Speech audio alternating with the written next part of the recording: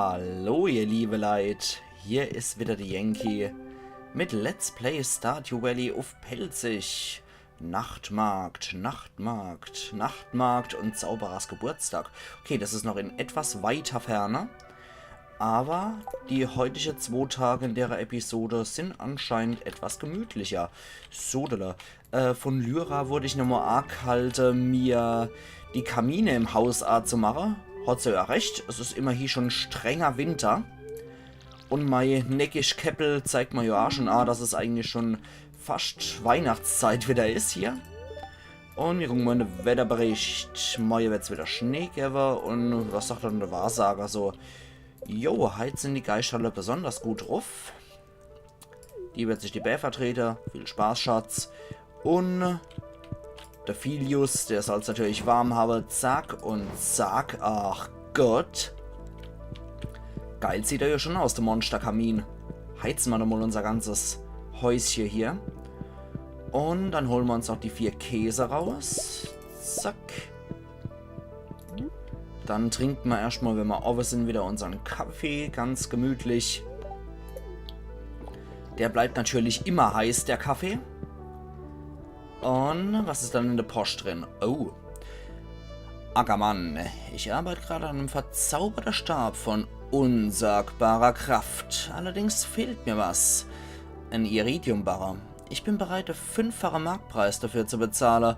Bring vorbei, sobald du kannst. Emrasmodius. Zauberer. Ja, und ganz winterlich natürlich mit Pyramide, oder? Das passt natürlich super. Okay, ja, ein Iridiumbarrer haben wir tatsächlich noch zufällig hier parat. Wenn er den 5-fachen Marktpreis dafür zahlt, soll mal das recht sein. Aprikose und Kerschweih gibt es halt auch noch. Saugut. Dann kommt erstmal nochmal hier ein bisschen Zeug rein. Die 2 Sachen können wir auch noch verticken, die wir jetzt hier gefunden haben.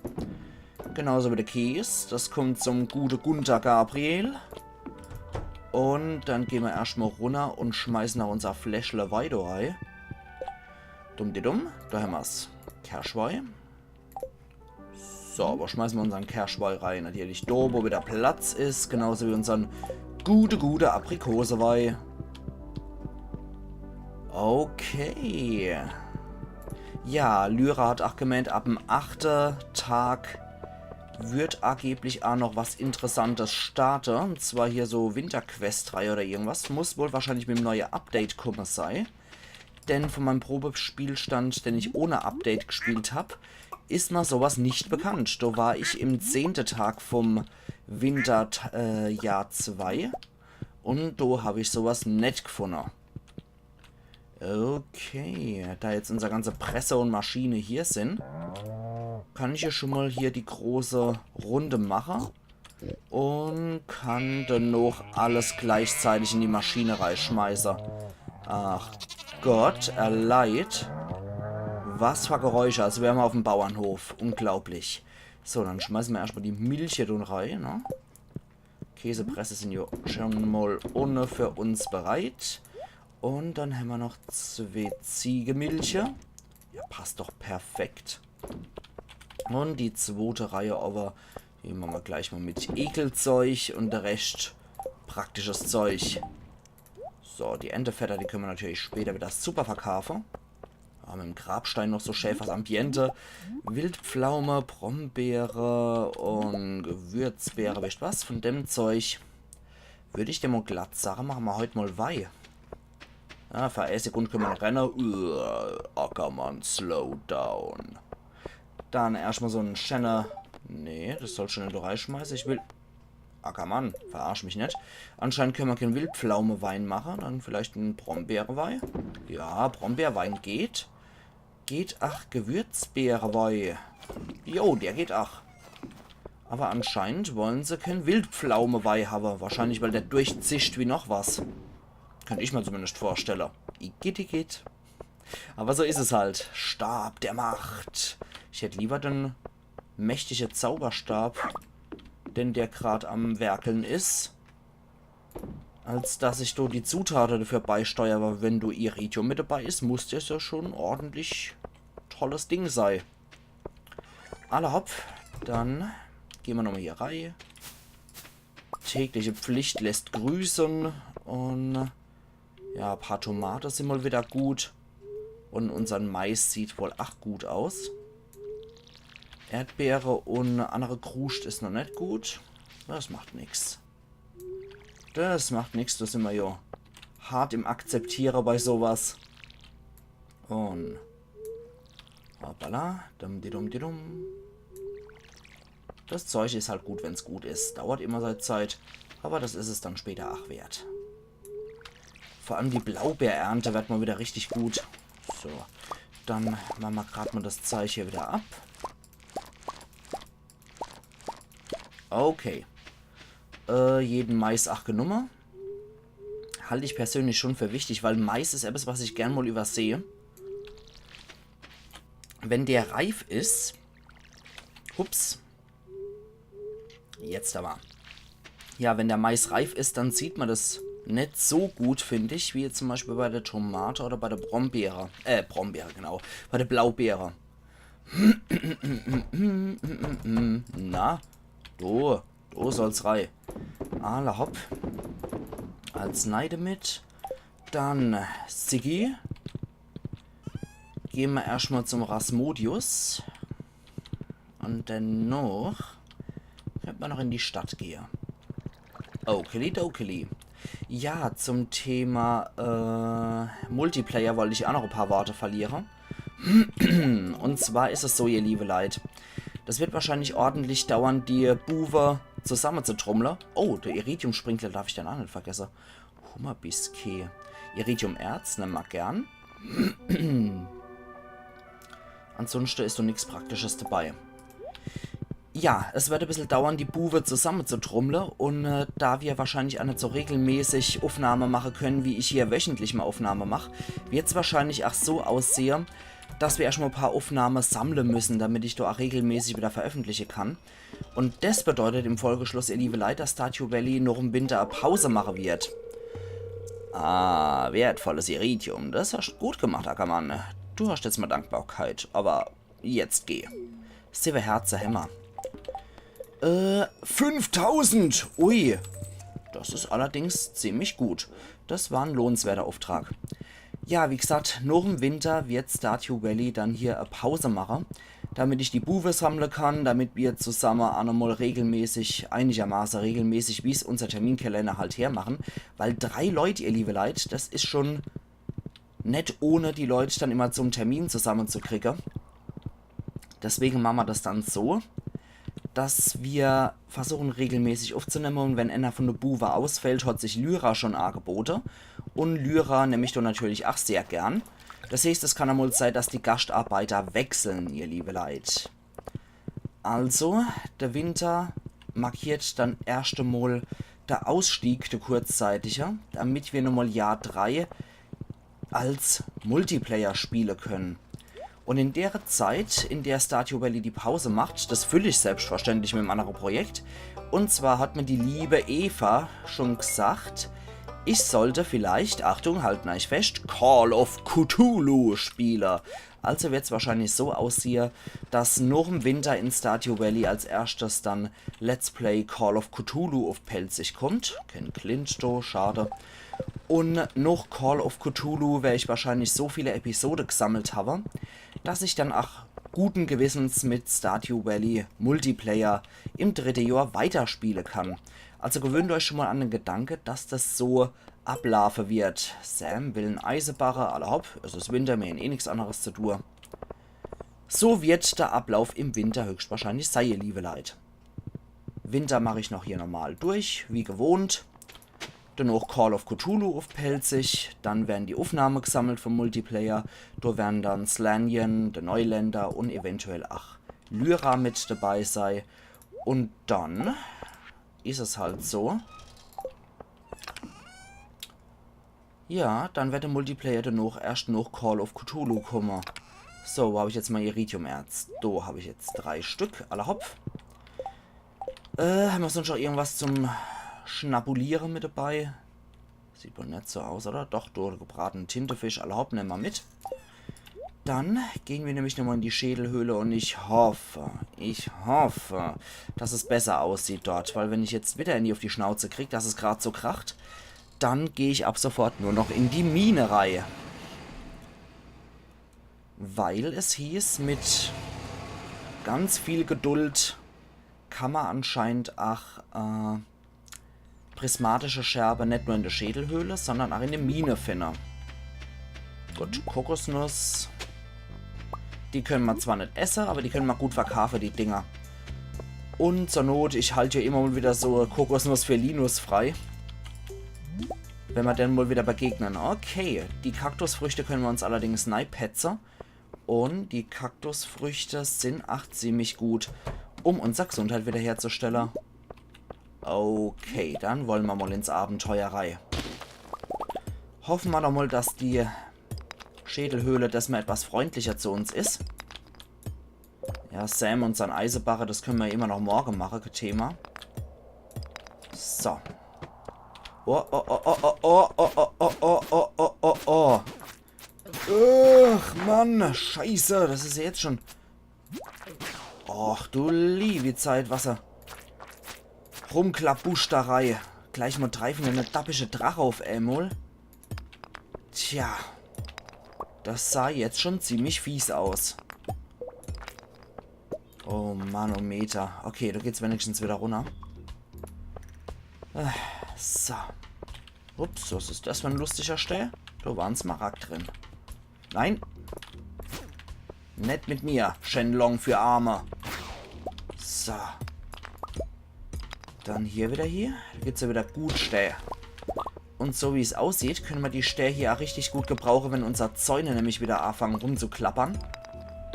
Dann können wir jeden Zaun gebrauchen. So, wenn wir auf jeden Fall wieder auf dem Pelzer Hof zurück sind, muss ich meinen Eisenbarren mitnehmen. Damit ich den einfach nicht vergesse am nächsten Tag. Gut, Amethyst für Abigail. Und dann schauen wir mal. Wobei, hat das Museum schon einer? Ja. Violette Variante von Quarz, vor allem von Quarz. Aber ich mag die Musik irgendwie, ach. Ach ja. Okay, das ist nur so ein Mini-Raum. Vielleicht finden wir ja wieder einen Schacht. Mit ganz viel Glück. Wenn die Schädelhöhle ein bisschen mitspielt, könnte man mal Glück haben. Ja! Und 6 Ebenen hat es uns gebracht. Wir sollten uns trotzdem das Ding hier neipetzen, bevor es nämlich zu spät ist. Dann schnell zum Schwert switchen.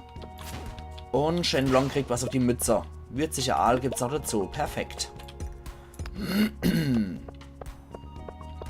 Upp, vorsichtig. Hui. Au. Wie man diese komische Käfer hier knackt, ist man trotzdem noch ein Rätsel. Die sind ja immer noch immun gegen unsere Schwertattacke. Deswegen, die sind mir immer noch ein Rätsel, muss ich sagen. Und auch mit Kirschbombe oder mit normaler Bombe habe ich die nicht geknackt gekriegt. Deswegen, es wundert mich mittlerweile, wie man diese Käfer niedermachen kann. Das habe ich immer noch nicht rausgefunden, wie das funktioniert.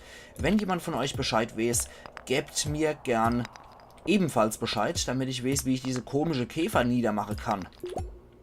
So, dich befreien wir erstmal, du skurriler Käfer. So. Vielleicht muss ich dir auch mit einer etwas billigeren Waffe-Variante tragen. Man weiß es noch nicht. Beziehungsweise ich weiß es noch nicht. Es kann natürlich sein, dass einer von euch Bescheid weiß und sich hier insgeheim über mich kaputt lacht, weil ich es nicht krieg. Ja, mir wurde auch noch gesagt, auf der 30. Ebene na, erleid.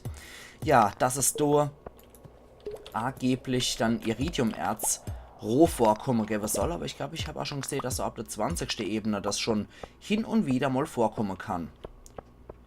Natürlich, wenn jetzt Iridiumerz vorkommen, absolut gigantisch, weil ich brauche es einfach. Ich brauche das Zeug. Alle hopp, bisher hat sich hier noch nichts wirklich als lohnenswert auf Ebene 10 rausgestellt. Und es wäre mal schön, wenn ein Update hier einen Aufzug für die Schädelhöhle noch mit rausbringen würde. Das wäre echt genial. Dann müsste man nicht jedes Mal so ätzend bei 0 wieder anfangen.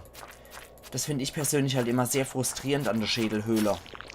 Ja, Iridiumerz war dabei. Sehr schön. Dann können wir jetzt aber wieder ein Barre gießen, glaube ich. Ich denke, da sind wir dann wieder bereit zum Verhütter. Ach, na endlich. Na endlich. Okay, viel Schleimerei hier. Dann komm mal her, du Glitchy Maximo. Der Glitchy-Bus et Maximus Widerlichus, wie auch immer. Erstmal wird sich die würzige Aalnei gepfeffert. Dann gehen wir an die Glitchies wieder dran. Hätten sie vielleicht ein bisschen Iridium? Alter! Iridium für uns parat. Eventuell nur. Aber ich vermute schon eigentlich, nee, war nix. Alter Falter, ich glaube, wir müssen uns mal wieder so einen Kaktusnei föhnen. Ich denke, der ist gerade wirklich nicht das Verkehrteste. Ich bleibe auch nur bis maximal 22 Uhr hier in der Schädelhöhle drin. Ah, komm schon. Okay, wieder kein Iridium-Erz dabei, vielleicht bei der etwas durchsichtige Variante. Jede Menge Schleim. Okay. Ach, kein Iridium-Erz, wobei das eigentlich was sein könnte, was uns wohl wirklich Iridium bringen könnte. Ja. Das war knapp gerade. Zwei große Glitchbrocke. Na, gucken wir mal, was die bringen. Also, ein bisschen Iridium-Erz wird auch wirklich mal lohnenswert hier. Leute, bringt mir Iridium-Erz. Und bringt mir kein Drache. Schnell, schnell, schnell. Alter Schlappe. Okay, bringt uns alles überhaupt nichts. Und von der Perspektive werden wir eher nur verprügelt, als dass wir verprügeln. Das Beste ist natürlich, wenn man die hier irgendwo in die Ecke treiben kann, die Biester. Dummerweise halten die nämlich auch einen Arsch voll aus. Wir haben jetzt schon 4 Iridium-Erz gekriegt, ja. Alter Falter. Oh, nein, nein, nein, nein, nein, nein, nein. Oh. Wir sollten gehen. Wir sollten echt gehen, weil wir haben nur noch 7 Lever. Das halte ich nicht für sinnvoll, hier noch weiter zu operieren. Okay. Ich habe es nämlich gerade eben kommen sehen. Hätten wir den Säge von Joba nicht gekriegt, hätten wir nämlich gerade wieder Niederlage eingebüßt.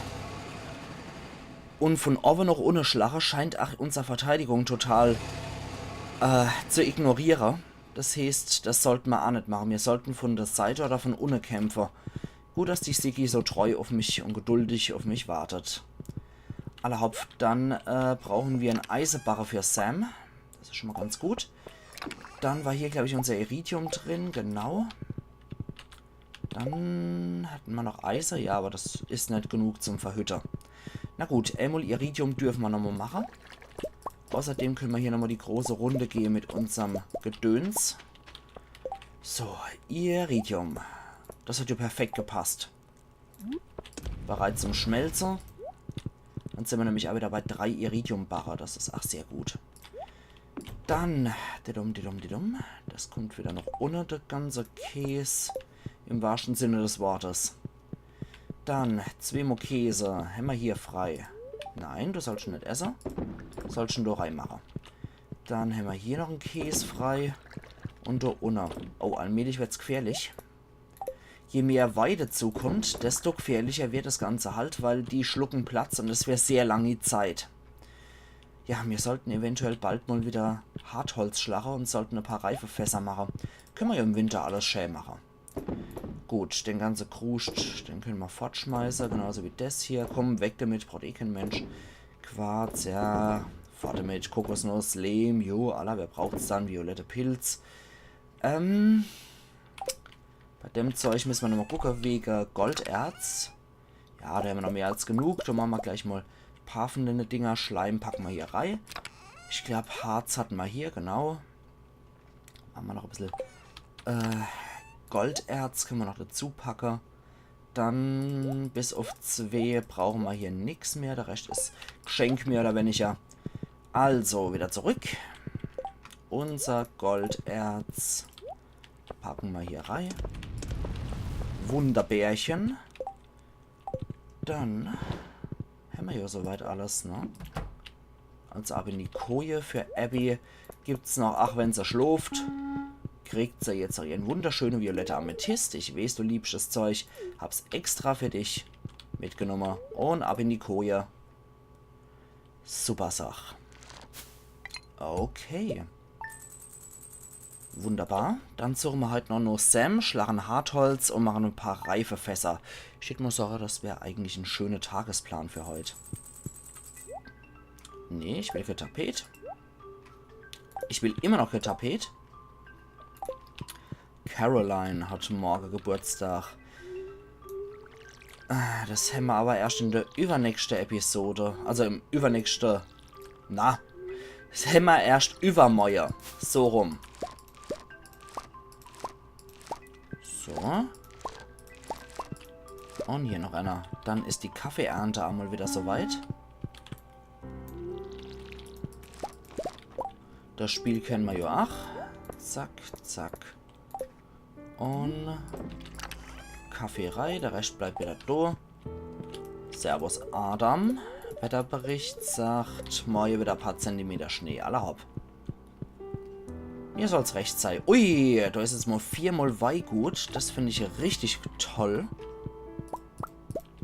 Jo. Und super Sach. Preiselbeerweih und stinknormale Weih. Einer von der stinknormale Weih in Iridium-Qualität heben wir hier auf, wenn wir dann das noch nicht auf Kurve hin. Jo. Heben wir doch glatt auf. Saugut, Abigail. Die hat schon die Tiere gefüttert. So, ich muss mich mal am Ohr kratzen. Oh, war das lästig gerade. Leverwurst hat auch noch was gekriegt. Und Schmatzi, Schmatzi. Der Schorsch gibt mir einfach ein paar Qualitätsstellen. Das ist auch gut. Hoppla. So, der Rest kommt da rein, wo sie gehört. Und hier ist noch nichts gut. Alle hopp. Dann mal wieder hier unseren täglichen Kruscht. Müll kommt da hin, wo er hier gehört. Der kommt da rein. Leverwurst ist zwar schon gefüttert, aber gestreichelt werden muss er trotzdem. So. Dasselbe gilt natürlich für euch. Okay. Und die entschließen sich anscheinend mal wieder eher Entefedern als Ente-Eier zu geben. Soll mal recht sein. Okay. Dann nochmal kurz wechseln. Und was haben wir hier in der Wundertüte drin? Ach, mal wieder jede Menge Zeug. Okay. Und hier noch. Wunderbar. Dann sollten wir noch die 2 Wolleverarbeiter. Das vom Has hier. Und das vom Schaf hier. Okay, dann ist zuerst mal wieder die Milch dran. Und hier. Perfekt. So. Dann sind wir wieder die Eier an der Reihe. Das haben wir traurigerweise kein Entenei. Aber macht nichts. Super Sach. Unser Barre sind auch mal wieder gut. Dann gleicht es aber wieder den Iridium-Barre vom Zauberer aus. Jo. Hier noch. Zusätzlich wurde mir auch noch gesagt, dass die Felder von ihrer Qualität her, also dass die Felder zwischen der Bäm jetzt auch wieder bepflanzt werden könnten, weil das anscheinend nur fürs Wachstum wichtig ist, dass die hier die 4 Felder außerhalb brauchen. Na, mir soll es recht sein. Schön, die Blaubeerernte ist auch wieder soweit. Und die Tomate ganz offensichtlich auch. Super Sach. Dann gehen wir hier wieder entlang. Aber ich glaube, das wird richtig geil, wenn wir hier im Multiplayer mal ein bisschen aufdrehen. Und wenn wir unser Felder nochmal weiter noch ohne hier erweitern. Ich glaube, da ist am Ende vom Jahr 3 wirklich der Pelzer Hof ein extrem toller Bauernhof. Da freue ich mich schon drauf, wie wir von Frühling bis Herbst aktiv sind. Und im Winter, tja, im Winter bleibt eigentlich nicht mehr allzu viel. Da ist die Feldarbeit weg. Wir haben leider nur ein Gewächshaus. Das heißt, ein zweites Gewächshaus können wir leider auch nicht bauen. Das wäre natürlich auch geil, wenn Robin uns für den Winter sozusagen nochmal ein Rezept parat stellen würde, dass wir auch hier im Winter noch mehrere Gewächshäuser bauen könnten. Das wäre natürlich extrem episch. Aber ich sehe schon, das wird wahrscheinlich nicht klappen. So. Ab mit dem ganzen Kruscht. Dann brauche ich den Gaul. Moment. Falsche Taste. Lieferung. Genau. Zu Sam wollen wir noch. Dann schauen wir mal, was wir sonst schon machen können. Abigail glotzt selber durchs Fenster rein. Warum nicht? Es war nur minimal gruselig, aber warum nicht? So, das packen wir dann durch, ey. Der Eisenbarre heben wir noch auf. Die Geode auch noch. Das heißt, wir gehen jetzt erstmal wieder in die Stadt. Ah, scheiße, ich habe die Iridium-Barre vergessen. Iridium-Sprinkler fällt mir ein. Verflixt. Das ist natürlich weniger schön. Er stand auch auf dem Plan, aber irgendwie habe ich es dummerweise mal wieder vergessen. Ist das Sam? Ja, ich verwechsel die Hansel immer wieder. Alex und Sam verwechsel ich ständig. Jo, sehr schön. 360 Gold gibt es mal wieder. So, dann schauen wir nochmal rein. Ob es eine Daily Quest gibt, gibt's nicht. Okay, dann gucken wir mal, ob Clint zufällig daheim ist. Und ansonsten würde ich mal sagen, die Schädelhöhle kotzen mich etwas an. Deswegen gehen wir einfach mal in die Mine rein. Aber vorher gucken wir noch, ob Clint daheim ist. Ja, ist er. Ich würde gern die Geode hier knacken. Und dort drin ist hervorragender Schlammstein, den ich wahrscheinlich schon längst hier abgeliefert habe. Okay. Na dann, machen wir es doch mal andersrum. Wir gehen mal so direkt in die Mine und klettern gleich mal ins 100. Stockwerk runter. So.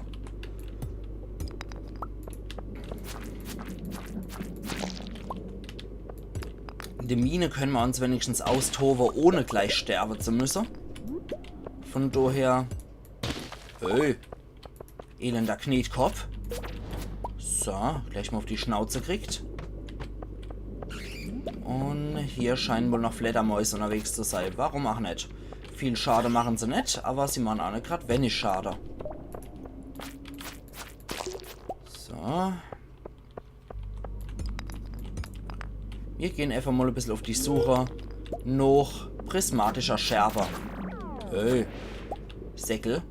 Minus 8 Verteidigung. Ich gebe da gleich minus 8 Verteidigung, du Miesling. Gott. Medizinmann-Invasion. Okay. Ein Kupferbarre gibt der. Das ist natürlich nicht verkehrt. So, was haben wir denn alles gekriegt bisher? Nur Schampel. Okay, ich weiß auch nicht, wie es mit unseren Geistern und unserem Glück heute steht. Aber ich glaube, wenn wir mal wirklich richtig viel Glück haben, wenn es in der Nachricht heißt, Geister sind ja dermaßen super geil drauf, dann sollte ich eventuell wirklich mal in die tiefste Ebene hier von der Mine noch prismatischer Schärfe gucken. Auch schon? Jo. Käferfleisch geben die leider nicht. So, sollten wir aber eventuell auch mal irgendwann sammeln wieder. Damit wir mal wieder zu Köder kommen, die wir selber bauen können. So. Dann heben wir noch auf Carolines Geburtstag. Oder Caroline, wie auch immer. Auf jeden Fall für ihren Geburtstag sollte ich das auch noch sparen. Ein Diamant. So, da war noch die Stufe noch unten. Und immer weiter auf die Grieve-Gesichter dort drauf. Uah. Damit wir immer noch schön was Eis sammeln können und für unser Abenteurer-Gilde-Quest noch ein bisschen was ausrichten können. So. Okay. Also auch immer mal wieder schöne Monster auf den Deckel geben. Es kann sich lohnen. So, wieder so ein Schattenkasper. Das war wahrscheinlich der Großkusser vom Krobus. Okay, weiter geht's. Gehen wir mal weiter. Nein, die hätten uns mal wieder verhext. Und verhext finde ich gar nicht gut, wenn die Verteidigung runtergeht. Denn eine Verteidigung, die down ist, macht uns natürlich mehr Schade. Okay, als drauf auf der schlammige Kopf. Sieht aber soweit ganz ordentlich aus. Okay. Wow, wow, wow, wow. Also heute habe ich anscheinend irgendwie so ein bisschen meinen kämpferischen Tag. Wenn ich an beide Tage von der Aufnahme hier mich hier austob und gegen irgendwelche Monster kämpfe, da habe ich anscheinend wirklich meinen kämpferischen heute. So, da. Gucken wir doch mal, das Gebiet ist verseucht. So. Ja, gucken wir doch mal, ob die uns möglicherweise auch noch irgendwas geben. Da bin ich jetzt volle Wumme hier reingerannt in das Mistvieh. Ich sollte mir noch irgendwas neiföhnen, was Gesundheit wiederherstellt. Vorsichtig. So, jetzt aber. Hopp. Habe ich dich abgewehrt, du Schlawiner. So, hier das. Ich du bitte ach. Schä brav die Alge aufesser, bis nichts mehr da ist.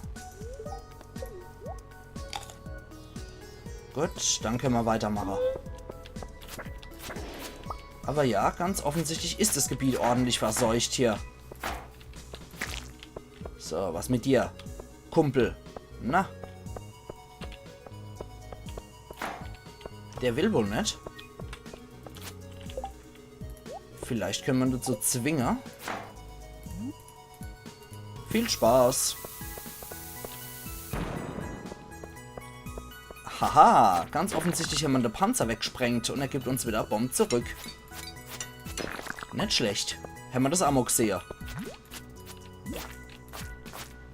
Komm schon. So.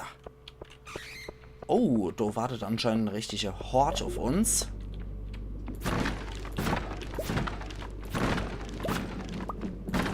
Okay. Das sieht doch soweit nicht verkehrt aus. Jede Menge Kupfererz, aber auch Kampfstiefel. Die können wir wahrscheinlich auch gut verkaufen an die Abenteurergilde. Oh, ist aber stockduster. Ein Weg nach unten hat sich geöffnet. Sehr schön. Wie Spaß. Gehen wir gerade noch ein bisschen runter. Schauen wir mal, was wir hier noch finden. Einfach mal so just for fun. Gehen wir mal bis 20 Uhr oder was noch ein bisschen auf Erkundungstour. Ja, es wird wahrscheinlich gerade noch reichen, um hier ein bisschen uns ein bisschen Erz zu fördern. Und dann können wir eigentlich auch wieder die Biege machen. Dann machen wir es mal wie folgt. Wir gehen zu der Kämpfergilde, zu der Abenteurergilde und verkaufen ein bisschen von unserer Monster-Trophäe, weil die zahlen dafür, glaube ich, auch viel besser, als wenn ich es einfach so in die Truhe reinschmeiße. 150, ja komm. Verticken wir alles. Alles kein Problem. Nur mein Lava-Katana hätte ich ganz gern behalten. Wie sieht es denn mit der Herausforderung aus? Ja, Schleim ist weit weg, Schattengeist ist noch weit weg, Fledermäus rückt ein bisschen näher. Skelette bräuchten wir noch viele, Butler haben wir auch nicht so viele und Staubgeisterlin haben wir auch noch jede Menge vor uns. Tja, Skelette und Fledermäuse könnten wir mal demnächst knacken. Na gut, dann gehen wir jetzt nochmal in den Stäbbruch. Um zu gucken, was da möglicherweise schon alles wieder da ist. Und dann können wir wieder mit der Siggy heimreiten, die ich sage. Ja, komm, das bisschen schlagen wir jetzt auch noch auf. Wir brauchen ja irgendwas zu tun, ne? Also, nichts wie weg mit dem ganzen Kram. Bisschen Kupfererz ist auch wieder dabei. Eventuell ist es ja irgendwann mal so weit, dass Iridiumerz auch im Stäbbruch ist. Dann war in der Stadt und St. Gaul. Und wir reiten einfach wieder heim. Ach ja. Anscheinend werden hier auch keine Herz-Events getriggert, wenn ich ovens in der Stadt unterwegs bin. Hätte nämlich auch sein können. Okay, dann heißt es auf jeden Fall, dass ich in der nächsten Episode übermorgen Carolines Geburtstag oder Carolines Geburtstag feier. Und ansonsten, tja, ist dann wieder der Reisewagen dabei. Da müssen wir mal schauen, was wir sonst schon machen können. Also irgendwas Schönes können wir uns auf jeden Fall noch als Aufgabensteller. Den ganzen Kram können wir auch wieder wegnehmen. Ah ja, genau, Hartholz. Hartholz können wir uns noch holen. Und könnten noch ein paar Reifefässer machen. Das klingt doch auch nicht schlecht. Hatten wir heute eher so der etwas kämpferische Tag. Aber ist doch auch mal was Schönes. So. Okay, ja, ich wurde auch schon drauf angesprochen wegen dem ganzen Stoff, was ich da mit dem ganzen Stoff vorhabe, ob ich mal Zelt nähen will. Also ich muss ganz ehrlich sagen, ich habe keine Ahnung, was ich mit dem Stoff alles noch so machen kann. Und, keine Ahnung, vielleicht brauchen wir so noch für irgendwas, oder? Schwer zur Sache für mich. Na gut. Ein bisschen andere Krust können wir auf jeden Fall noch verkaufen. Dumm, die dumm, die dumm. Das heißt, Moment, Höhle Karotte kann weg, das kann weg. Eisenerz behalten wir, das behalten wir mal nicht. Der Diamant heben wir mal auf. Schattemayo und die Smaragde können weg, das kann alles fort. Und Stoff schmeiße ich jetzt auch mal fort. So, dam, die dam, die dam, die dam, die dam, die dam, da dam. Sieht doch soweit eigentlich wieder schön aufgerahmt aus. Bis auf hier und hoppla, da habe ich das Kupfererz vergessen. Und der Rest ist doch soweit in Ordnung. Jo, dann hätte ich das Sache, ihr liebe Leute. Wir sehen uns übermorgen wieder zu Let's Play Stardew Valley auf Pelzig, wo wir dann Carolines Geburtstag feiern und das Fest des Eises. Also machen's gut und bis übermorgen dann wieder. Euer Yankee.